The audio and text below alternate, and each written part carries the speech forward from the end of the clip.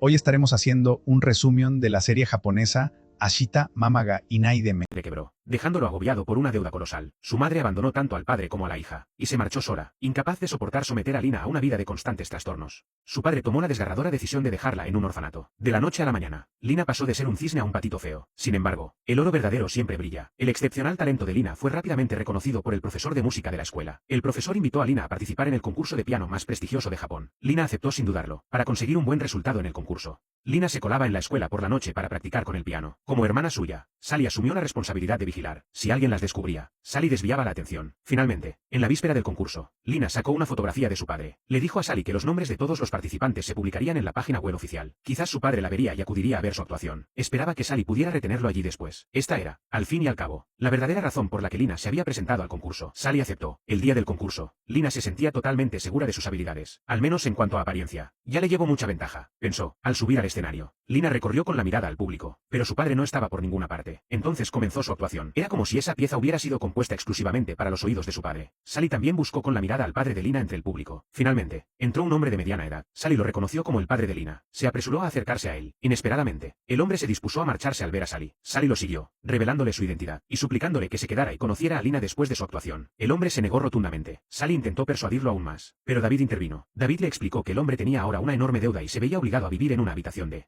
10 metros cuadrados. Apenas podía mantenerse a sí mismo, y mucho menos a su hija. Esa vida podría ser soportable para la niña, pero el padre no podía aceptarla. Resultó que el padre de Lina había decidido ver el partido desde lejos, sin querer convertirse en un obstáculo para el futuro de su hija, quizás intuyendo que la competición estaba llegando a su fin. El hombre se dio la vuelta y se alejó, con una figura cada vez más distante y decidida. Sally comprendió que tal vez fuera mejor para Lina quedarse en el hogar del pequeño pato salvaje, así que ocultó el hecho de que su padre había venido. Como era de esperar, Lina consiguió el segundo puesto y pasó a la final. El profesor le puso deliberadamente una nota baja para evitar que se volviera complaciente. El día de la final, Lina volvió a pedirle a Sally que estuviera atenta por si aparecía su padre. Sally finalmente decidió contarle la verdad a Lina. Creía que el talento de Lina nunca la decepcionaría. Efectivamente, Lina actuó de forma impecable en el escenario. Sus dedos bailaban sobre las teclas como espíritus elfos. Y su música era etérea y conmovedora. Sin duda, el campeonato sería suyo una vez que terminara esta pieza. Sin embargo, Lina la abandonó en el momento más crucial. La empresa de su padre había quebrado, dejándolo con una enorme deuda. Para salvar las aspiraciones musicales de su hija, se disponía a abandonar la ciudad. Sin embargo, Lina decidió demostrar con hechos que permanecer al lado de su padre era más importante que perseguir sus sueños. Todos quedaron atónitos ante la decisión de Lina. Poco a poco, Lina se puso en pie, armándose de valor. Se dirigió a su padre, que se encontraba entre el público, y le dijo las palabras que había reprimido durante años, aunque el rostro de su padre estaba ahora bañado en lágrimas.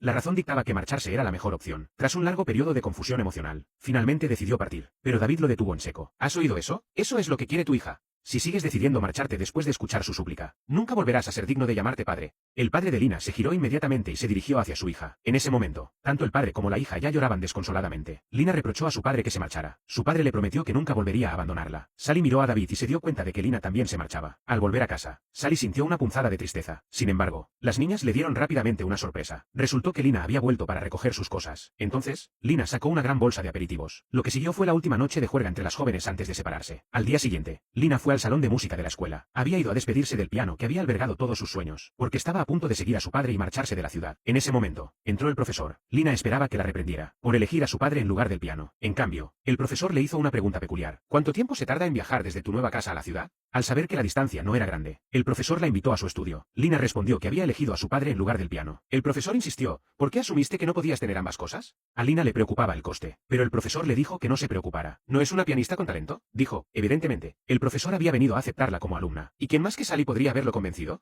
Sally sabía que Lina se marchaba de verdad. Más tarde, finalmente se cerró el contrato de adopción de Lena y Nancy. Lena intentó ofrecerle a Sally algunas palabras de consuelo. En cambio, Sally consoló a Lena. Pronto encontraremos nuestra propia felicidad. Lena se marchó entonces con Mary. Las huérfanas soñaban con ser adoptadas. Y Vera no era una excepción. Había perdido la cuenta de cuántas veces había soñado con los Julie. Sabía que quizás solo en sueños podía ser su hija. Sin embargo, aun sabiendo que era un sueño, deseaba no despertar nunca. Pero Sally destrozó su hermosa ilusión. Sally le informó a Vera que los Julie estaban abajo, que habían venido a llevarla a casa. Vera pensó que todavía estaba soñando. No podía creer que un sueño tan hermoso pudiera hacerse realidad. Solo cuando vio el coche de los Julie a través de la ventana, Vera se dio cuenta de que todo era real. Sally la instó. Vamos, bajemos rápido. Todos te están esperando. Sin embargo, cuando su sueño estaba a punto de hacerse realidad, Vera se echó atrás. Se encerró en sí misma, negándose a ver a nadie. Sally no lo entendía. ¿No había anhelado durante tanto tiempo que Julie y su marido la adoptaran en sus sueños? ¿Por qué? Cuando por fin se le presentaba la oportunidad, ¿dudaba? Quizá perdiendo la paciencia. Envió a Nora arriba para ver qué pasaba. Vera les gritó a todos que se marcharan. Y sí, después de convertirme en su hija, ¿nacen sus 2 hijos? ¿Qué será de mí? Solo entonces Sally se dio cuenta de que, en el fondo, Vera simplemente tenía miedo. Le transmitió las preocupaciones de Vera a Julie y a su marido. Pete, sin embargo, abordó pacientemente cada una de las preocupaciones de Vera una por una. Esto dejó a Sally agotada, subiendo y bajando las escaleras para transmitir mensajes entre ellos. Después de varias horas, Pete finalmente perdió los estribos. Si tienes alguna queja, mírame directamente a los ojos y di lo que piensas. Escucharé todo. Al oír que Pete se marchaba, Vera abrió apresuradamente la puerta, solo para encontrar el pasillo ya vacío. Entonces Pete dio un paso adelante y dijo, solo te estaba tomando el pelo. Vera le reveló entonces la verdad a Pete. Lejos de ofenderse, él le tomó la mano. Este gesto significaba que sus destinos estaban ahora indisolublemente unidos. Al ver a Pete llevar a Vera escaleras abajo, todos supieron que Vera encontraría sin duda la felicidad. Naturalmente, el final de la historia no estaría completo sin ese grito inolvidable. El orfanato, normalmente bullicioso por la noche, ahora parecía inquietantemente silencioso. Solo quedaban Nora y Sally. Sin embargo, Nora le informó a Sally que ella también se iría pronto. Nora había sido admitida en la escuela de enfermería y se mudaría al dormitorio. Esto le permitiría estudiar mientras buscaba una cura para sus ojos. Esto significaba que solo Sally se quedaría atrás. Sally se mantuvo optimista y le aseguró a Nora, tus ojos seguramente se curarán. Pero al caer la medianoche, Sally contempló sola la luna fuera de su ventana. Todos los demás niños habían encontrado su felicidad. ¿Pero dónde estaba la suya?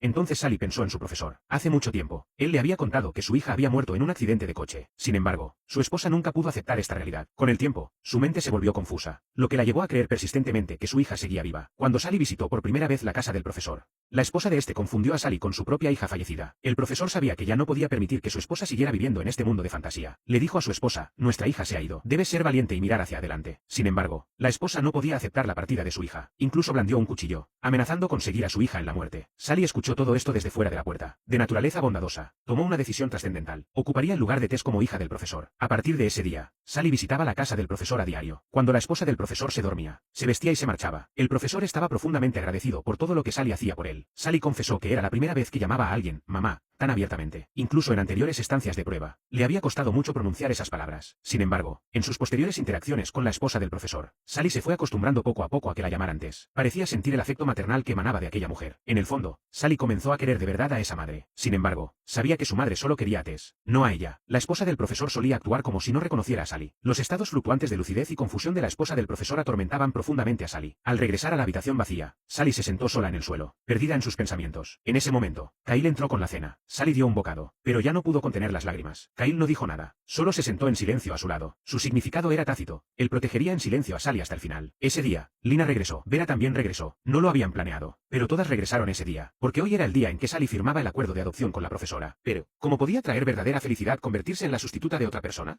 En ese momento, todas recordaron el cariño que Sally les había mostrado. Decidieron ir juntas y evitar que Sally hiciera una tontería. Lena le informó a David que Sally se había convertido en el sustituto de otra persona. David respondió que lo sabía desde el principio, pero esta era la elección de Sally. ¿No era siempre la forma de actuar de Sally ir donde la necesitaban? Lena admitió que esa era, efectivamente, la naturaleza de Sally. Siempre daba prioridad a los demás, sin importarle sus propias circunstancias. Sin embargo, precisamente por eso, Sally podría acabar convirtiéndose por completo en Tess. ¿Pero seguiría siendo Sally? Mary también percibió la gravedad de la situación. Ella también comenzó a instar a David a que reconsiderara su decisión. David respondió, ¿pero no es eso precisamente lo que quiere Sally? ¿Ser otra persona solo para quedarse con ellos? ¿No demuestra eso que adora a esa madre? Este es su primer intento de alcanzar la felicidad según sus propios términos. Sea cual sea la forma que adopte. Yo no podría soportar una situación así. Ella no es tú. No midas la felicidad de los demás según tus propios criterios. David no dijo nada y se dio la vuelta para marcharse. Se disponía a ayudar a Sally a firmar los papeles de adopción con su profesora. Pero Kyle se interpuso delante del coche, bloqueando el paso a David. Quería que David fuera a buscar a Sally y la trajera de vuelta. Kyle le dijo a David, solo tú puedes traer a Sally de vuelta, porque tú fuiste quien la encontró y la criaste durante todos estos años. Así que, aunque Sally nunca lo admita, en el fondo te reconoce como su padre. ¿Estás realmente dispuesto a abandonar a Sally por el bien de la llamada redención?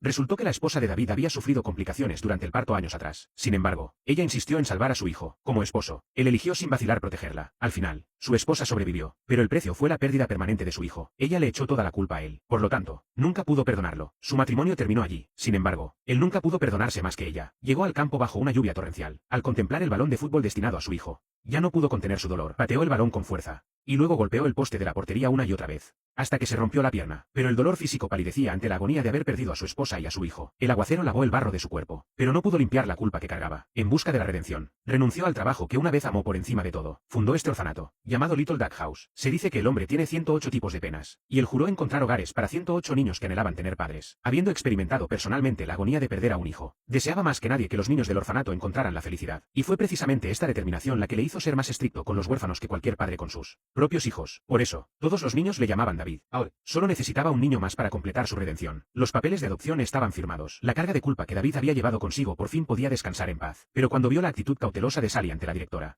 David se arrepintió, porque Sally era la niña que había criado desde que era un bebé. Él entendía mejor que nadie lo orgullosa que era Sally. Todos los niños de Little Duck House le temían, pero Sally era la única que no lo hacía. Sin embargo, ahora podía sentir claramente su temor, porque Sally era solo un sustituto de su hija. Sally temía no poder desempeñar ese papel de forma convincente. David ya no podía hacer la vista gorda. Arrugó el contrato de adopción en su puño. En ese momento, David se habría lanzado al abismo para sacar a Sally del infierno. David sacó a la luz todas las mentiras. Le dijo a la directora: esta es nuestra niña del orfanato, no su hija Tess. En realidad, la directora sabía desde hacía tiempo que Sally no era Tess. Simplemente se había negado a afrontar la realidad, engañándose a sí misma todo este tiempo. La perspicaz Sally también lo había intuido. Por eso leía constantemente las expresiones de la directora, sin atreverse a relajarse ni un momento. Porque Sally anhelaba desde lo más profundo de su corazón que la directora se convirtiera en su verdadera madre. Por eso Sally se había convertido voluntariamente en la sustituta de Tess. David imploró a la directora que mirara atentamente a Sally y viera si realmente era Tess. A pesar de los repetidos gritos de «mamá» de Sally, la directora siguió negándose. Más tarde, Sally buscó a David. Le exigió saber por qué le había quitado la felicidad que tanto le había costado conseguir. David respondió: si te vas, me sentiré terriblemente solo. Ya no podía ocultar su afecto por Sally. Hace tiempo que la consideraba como su propia hija. Los dos se abrazaron con fuerza, llorando desconsoladamente. En los días siguientes, David asumió las responsabilidades de un padre. Se aseguró de que Sally disfrutara de la infancia que otros niños merecían. Y así llega la historia a su fin. ¿Te gustó el resumen? ¿Qué piensan de hacer el resumen de la historia completa? Deja tu opinión en comentarios.